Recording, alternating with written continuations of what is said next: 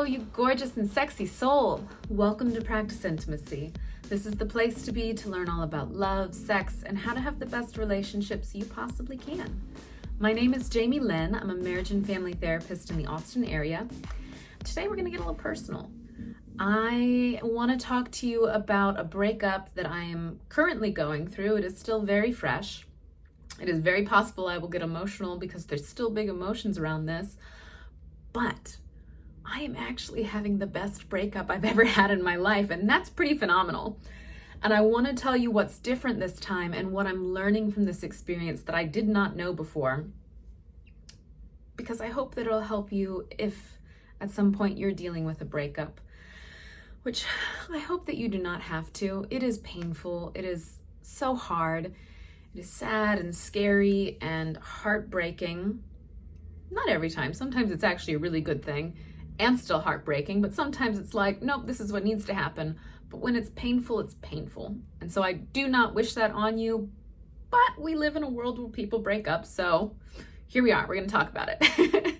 So let me just tell you a little bit about what's different this time and the things that I'm starting to learn out of this particular breakup that is helping me so much, and how you could apply it to your own experience of breakups, okay? Recently, within the last 2 weeks, I separated with my partner. We'd been dating for quite some time. I had loved this person for 4 years. We had dated for about that long. And we had planned to be together forever. This felt like we're going to get married and spend our lives together relationship. There it is, the grief. There's nothing wrong with the grief. I'm still very sad that the relationship ended.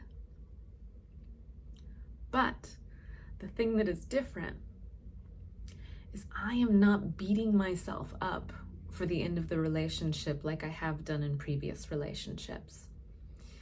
And this video, it's going to be more for people who tend to lean a little bit in the more preoccupied or anxious attachment style. Whereas for somebody who's more on the dismissive end, this won't apply to you as much, but watch this anyway, because most likely you're going to choose partners who are more on the anxious side. So it's good to kind of know the other side of the experience of breakups.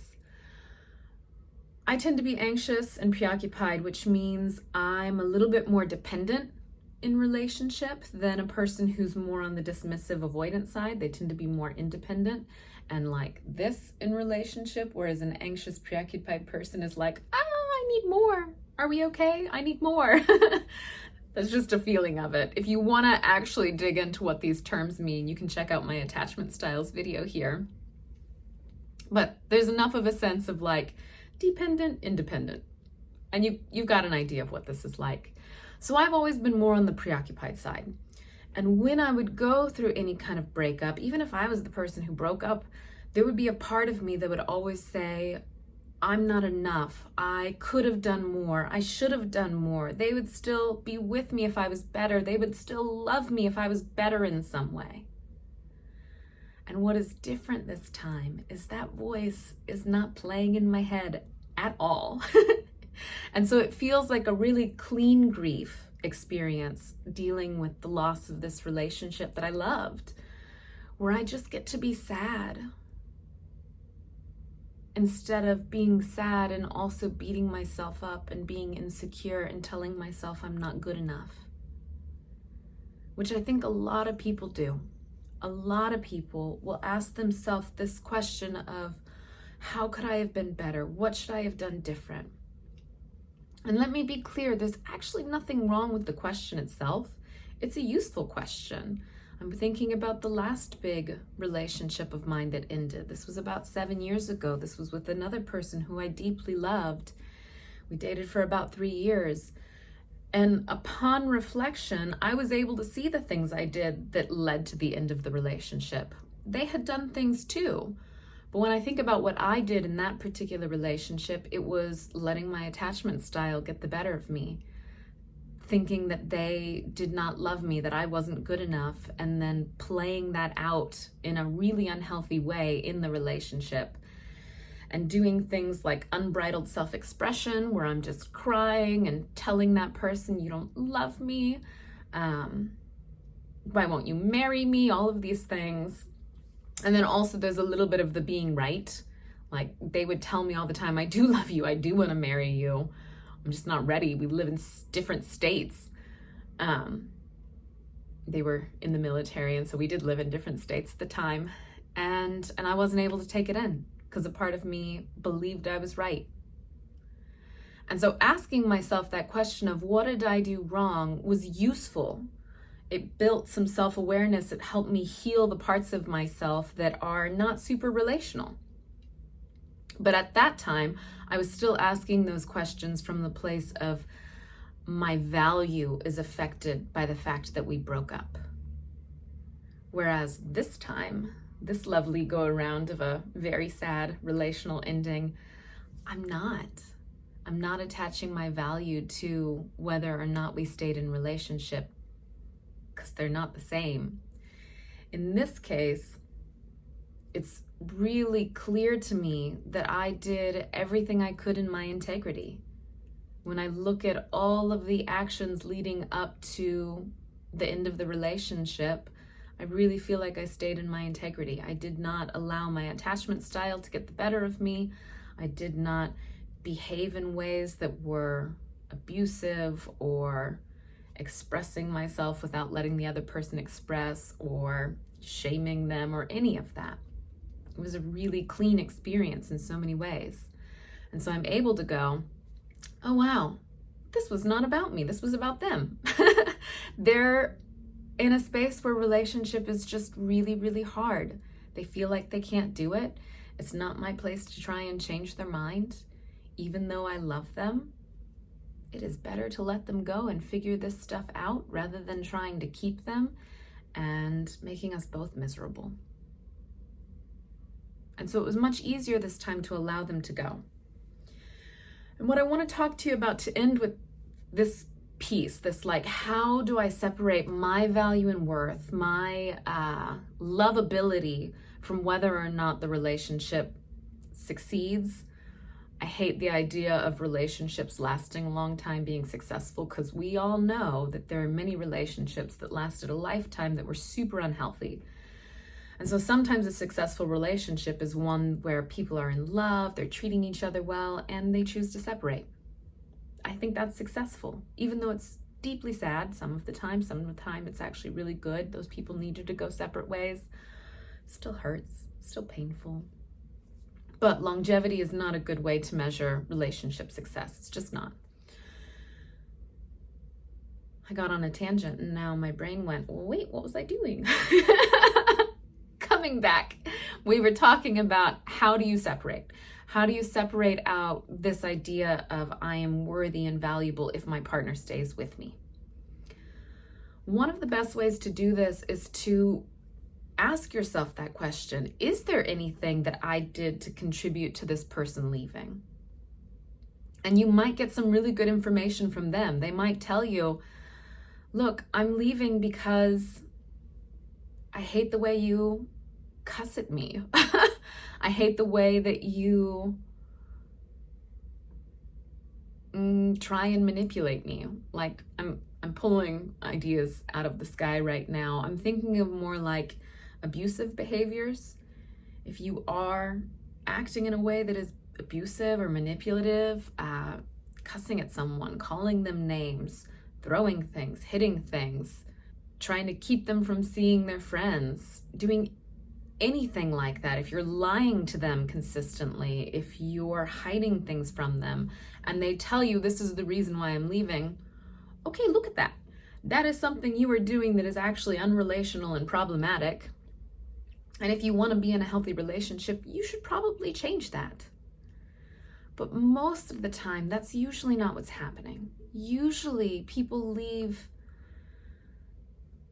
either because they want something different, they're not ready to be in a relationship and they need to figure it out more, or they want a relationship that's slightly different. I'm thinking of all of my clients who come to work with me around sex, and there's desire discrepancy where one person wants a lot of sex and the other person doesn't want that much.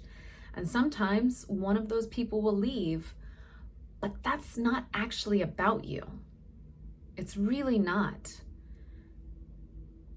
Let me explain why, because a lot of time this is hard for people to understand. Another person might be totally fine with your high or low sex drive. Them leaving is about them. It's not actually about you and who you are and what you want. It's about them and them recognizing that they want something different, that it's too challenging for them to be in a relationship where this particular thing, whatever it is, money, wanting children, not wanting children, wanting more sex, wanting less sex, wanting to travel the world versus wanting to plant roots and buy a house. Like, people come to recognize, oh, I want something different. And even if they love you, they might choose to leave. And then another thing that could happen is just that maybe they do not love you as strongly as you deserve. That is possible. I'm thinking of a few breakups I've been through where either I or the other person recognized I'm not as invested as I want to be in order to be a truly great partner. I'm not as in love with this person as I want to be. There aren't the sparks. There isn't the overlap of, we really get along. I really see a future with you. And that has nothing to do with you. It doesn't mean you need to change. It doesn't mean you need to be different. All it means is that person wasn't the right fit. And thank goodness y'all figured that out early rather than staying in a relationship that was built on obligation rather than true love. It's still painful to have someone go or for you to end something when you know the other person likes you and you like them, but it's actually kinder. If you know you cannot love someone as well as they deserve, go. That's kinder. Letting them go is better. Which is a little bit of what I think. Oh, there it is. Hello, grief. You are welcome here. It's actually really fine to feel the pain. It reminds me of how much I loved this person. But I think that's some of what they figured out. They don't know how to be in love yet. And they weren't being a great partner. And it felt like too much work to try and figure out how to do that. And so they chose to leave, which in the end is actually kinder. Like, if they're not willing to figure out how to be a good partner to me, then they should go, even though I don't want them to. I would have rather they try and figure it out. But in the end, people need to do what is best for them. People need to listen to whatever is true for them and follow that, because that is kinder. And then sometimes, I will name this too, sometimes what's happening is a person is just in their unhealthy relational patterns. And they're figuring out how to not be in that space. And they either will or they won't, but they don't have to be with you while they're doing it. And so letting them go so they can figure out how to be more relationally healthy is the best option, while still holding the knowing that it's not about you. You are not responsible for making them relationally healthy. You can't make someone you can't make someone relationally healthy unless they're interested in doing that work with you. If they're interested in your help, that's different. Then it's just the challenge of being with someone who's going through painful internal stuff, which happens to all of us at some point or another. And that's challenging, but you can do it and you'll come out stronger on the other side of it.